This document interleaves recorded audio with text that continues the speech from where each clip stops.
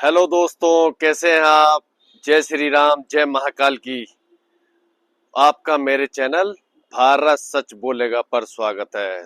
तो दोस्तों, आज मैं आपको ऐसी खबर बताने जा रहा हूं जिसको सुनने के बाद हर भारतीय का जो सीना है गर्व से फूल जाएगा और उसके मुंह से बस एक ही बात निकलेगी, वाह क्या बात है। और जय हिंद और जय भारत, ये आप लिखने पर मजबूर हो जाओगे। तो घटना है भूमध्य सागर की, जहां पर तुर्की बहुत ज्यादा चौड़ा हो रहा था और उसका जो राष्ट्रपति है एर्दोगन, उसको अपनी नेवी पर बड़ा नाज था। उसी नेवी की धज्जियां हिंदुस्तान ने उड़ाई और ऐसी धज्जियां उड़ाई कि ये एक ऐसी पटकथा लिख गई जिसने पूरे वर्ल्ड ऑर्डर को चेंज कर दिया और दुनिया को ये सोचने पर मजबूर कर दिया कि भारत को अब वीटो पावर देनी ही होगी। और शक्ति का एक ऐसा संतुलन बना जिसने यूरोप और नाटो की अकड़ निकालते हुए एक दुनिया के दूसरे देशों को ये सोचने पर मजबूर किया कि अब हम भारत के साथ रहें या भारत के खिलाफ जाएं। तो घटना की शुरुआत होती है आईएनएस त्रिखंड जब समुद्र के अंदर एक्सरसाइज करने के लिए गया था ग्रीस के नौसेना के साथ।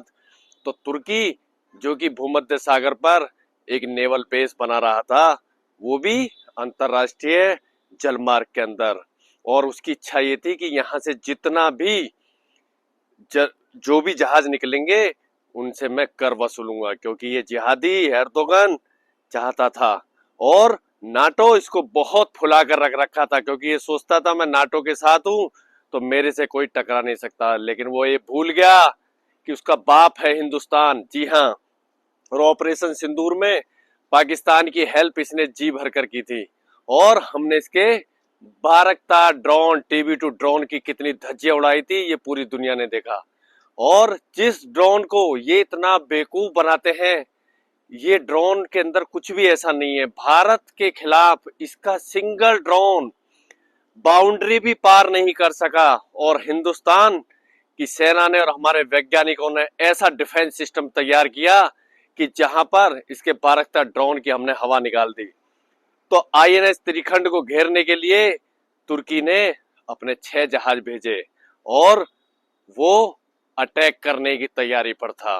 लेकिन भूमध्य सागर अब इस बात का गवाह बना कि भारत ने अपनी ऐसी प्रचंड शक्ति दिखाई जिसने पूरी दुनिया को ये सोचने पर मजबूर कर दिया कि ताकत टेक्नोलॉजी के दम पर जब एक देश किसी की धज्जियां उड़ाता है तो उसका क्या हाल होता है। नई दिल्ली से सीधा ऑर्डर हो गया था नेवी के लिए कि अगर आपके रास्ते में कोई भी आए तो उसको सीधा उड़ा दो। और यहां पर कमाल दिखाया हमारी ब्रह्मोस ने। आईएनएस त्रिखंड के साथ आईएनएस आईएनएस कोच्चि और आईएनएस चेन्नई भी थे और आईएनएस विक्रमादित्य। और यहां पर ब्रह्मोस की गड़गड़ाहट से भूमध्य सागर को लाल कर दिया और तुर्की के 6 जहाजों को पलक झपकते ही हमने राख के ढेर में बदल दिया। दोस्तों, राख के ढेर में ये एक ऐसी घटना हुई जिसने पूरी दुनिया को हिलाकर रख दिया। यहां पर भारत की प्रचंड शक्ति देखी और तुर्की के हाथ पैर फूल गए और हमने उन जहाजों को 6 के 6 जहाजों को बिल्कुल मलबे में ढेर कर दिया। और ये तुर्की के लिए बिल्कुल असहनीय था। तुर्की की तो अब राष्ट्रपति एर्दोगन अपने ही देश में घिर गया, क्योंकि वहां के लोगों ने उससे सवाल किया कि जब तुम्हारे अंदर इतनी पावर नहीं थी तो तुमने भारत को उकसाया क्यों। उन्होंने अपनी एक और कुटिल चाल चली और चाल चली नाटो को बताया कि भारत ने हम पर अटैक कर दिया, आप हमें बचाइए। तो यहाँ पर नाटो 2 भागों में बांट दिया, क्योंकि नाटो के कुछ देश तुर्की से सहमत थे, लेकिन यहाँ पर ग्रीस जो भारत के साथ एक्सरसाइज कर रहा था और फ्रांस और भी कई देश जो भारत के साथ आए और जर्मनी जैसे बड़े देशों ने तटस्थ रहने का फैसला किया। ये एक ऐसी घटना हुई जिसने नाटो के 2 फाड़ कर दिए। तुर्की बुरी तरह झल्ला गया और नाटो को सीधा बोल दिया कि अगर आप हमारी हेल्प नहीं करेंगे तो हम नाटो छोड़ देंगे। उसके बाद जब तुर्की ने देखा कि नाटो कोई जवाब नहीं दे रहा है, वो अमेरिका के पास चला गया। लेकिन यहाँ तब तक भारत ने अपनी दूसरी चाल चल दी और इजराइल और रूस दोनों ने घोषणा कर दी कि नाटो ने अगर भारत के खिलाफ कुछ भी किया, कुछ भी करने की हिमाकत करी, तो ये सीधा युद्ध माना जाएगा और भूमध्य सागर में रशिया अपना एयरक्राफ्ट और रशिया की परमाणु पनडब्बी उसने उतार दी और इजराइल ने अपना टेक्निकल सपोर्ट दिया, जिसकी वजह से अब नाटो दुविधा में फंस गया और तुर्की को तो लेने के देने पड़ गए, क्योंकि भारत ने उसके रास्ते को इतना ब्लॉक कर दिया कि वो अपने जहाजों का मलबा भी नहीं उठा सकता और ना सैनिकों को। और उसका जो अवैध नौसैनिक का अड्डा बना रहा था वो भारत ने अपने कब्जे में ले लिया और भारत ने बता दिया पूरी दुनिया को कि तुर्की तो क्या, कोई भी देश भूमध्य सागर में दादागिरी नहीं कर सकता, क्योंकि ये अंतरराष्ट्रीय जलमार्ग है, किसी के बाप की जागीर नहीं है, किसी के बाप की जागीर नहीं है दोस्तों। और यहाँ पर हिंदुस्तान ने वो काम किया कि जली को आग कहते हैं और बुझी को राख कहते हैं। तुर्की जैसे जिहादी देश को जो सबक सिखाए उसे मेरा प्यारा हिंदुस्तान कहते हैं। और हिंदुस्तान ने अपनी कूटनीति, अपनी ताकत और हमारे वैज्ञानिकों के अदम्य साहस की वजह से तुर्की को घुटने टेकने पर मजबूर कर दिया और भारत ने बता दिया नाटो को कि अगर नाटो को बीच में आना है तो सोच ले, क्योंकि यहाँ पर इजराइल और रूस का भारत को सहयोग मिल चुका था। और यहाँ पर भारत ने एक और कमाल किया ये कि साइप्रस, जो तुर्की का घोर विरोधी है और जिसके 31% भाग पर तुर्की ने कब्जा कर रखा है इन जिहादियों ने। दोस्तों, इनकी मानसिकता है, ये छोटे देशों को परेशान करते हैं।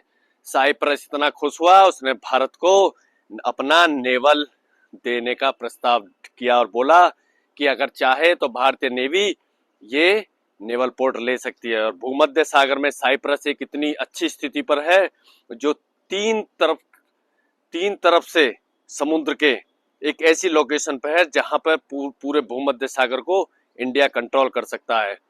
और ये एक ऐसी सीख है जो चाइना के लिए भी सीख है। चाइना दक्षिणी चीन सागर में अपना आतंक मचाकर छोटे छोटे देशों को परेशान कर रहा है। यहाँ तक चाइना की भी चूल्हे हिल गई कि जो भारत हिंद महासागर तक हम समझते थे, उसने भूमध्य सागर में जाकर शक्ति का ऐसा संतुलन दिखाया कि पूरी दुनिया को ये सोचने पर मजबूर कर दिया।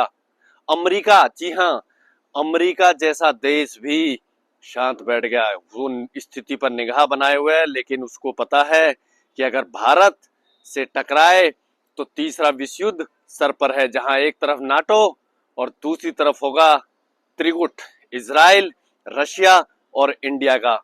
और जो अकेले रशिया ने पूरे यूरोप और अमेरिका की नाक में दम कर रखा है। सोचो, अगर भारत की टेक्नोलॉजी और भारत की सेना रशिया के साथ मिल गई तो यूरोप और नाटो का क्या हाल करेंगे।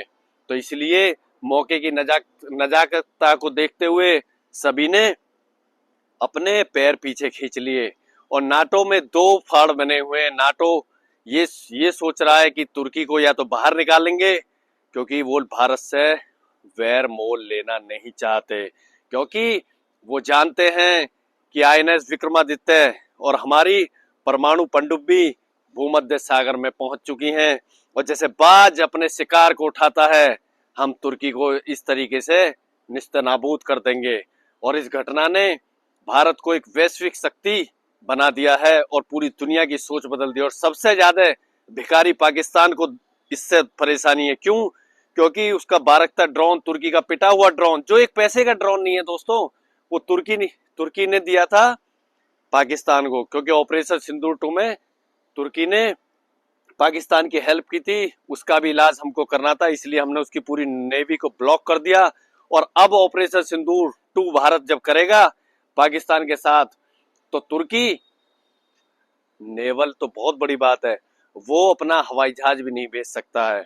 और अभी हम तुर्की का इलाज कर रहे हैं। और तुर्की में स्थिति यह है कि वहां का जो राष्ट्रपति एर्दोगन, वो अपना देश छोड़ने के लिए मजबूर हो गया। उस पर इतनी प्रेशर है क्योंकि वहां के लोग ये पूछ रहे हैं कि तुमको जरूरत क्या थी भारत जैसी महाशक्ति से टकराने की, जब तुम्हें पता है तुम्हारी औकात नहीं है। शेर के सामने कुत्ता कितने दिन रुक सकता है दोस्तों। भारत वो शेर है, वो पूरी दुनिया ने देख लिया।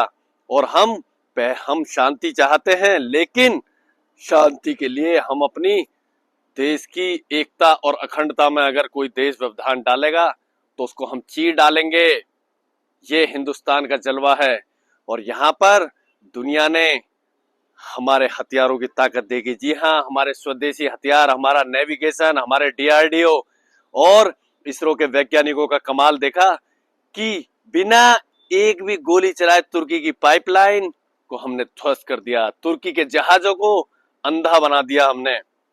और उसने जो नेवल पोर्ट बनाने का सपना देखा था उसको हमने चूर चूर कर दिया। और हमने दुनिया को दिखा दिया कि अब ये 21वीं सदी हिंदुस्तान की है, हमको नजरअंदाज नहीं कर सकते। और इसके अलावा यूएन में हमने पूरे सबूत दिखाए और सारी दुनिया के सामने तुर्की को नंगा किया। तुर्की ज्यादा चौधरी बन रहा था दोस्तों। ये जिहादी जो होते हैं ना, ये बिना ठुके मानते नहीं। और तुर्की एक ऐसा देश है जिसको कुछ ज्यादा ही शौक था, कभी कश्मीर के मुद्दे पर बोलता है और कभी पाकिस्तान जैसे भिखारी देश की हेल्प करता है, लेकिन भारत उसको उसी की भाषा में जवाब दे रहा। और अभी हम तुर्की को छोड़ेंगे नहीं। अभी आर्मेनिया को जैसे हमने अजरबैजान के खिलाफ मजबूत किया, उसी तरीके से ग्रीस, जी हाँ, ग्रीस की सेना को हम अपने हथियार देने जा रहे हैं, और साइप्रस को। और तुर्की की झज्जियां उड़ा देंगे। तो आज की वीडियो दोस्तों अगर आपको अच्छी लगी तो भारतीय होने के नाते जय हिंद और जय भारत लिखें। और हाँ, आप किस शहर से हैं कमेंट्स में अपने शहर का नाम भी लिखें। हम आपके लिए वीडियो बनाते हैं, वीडियो अच्छी लगती है इसको ज्यादा से ज्यादा शेयर और लाइक करें। जय हिंद, जय भारत।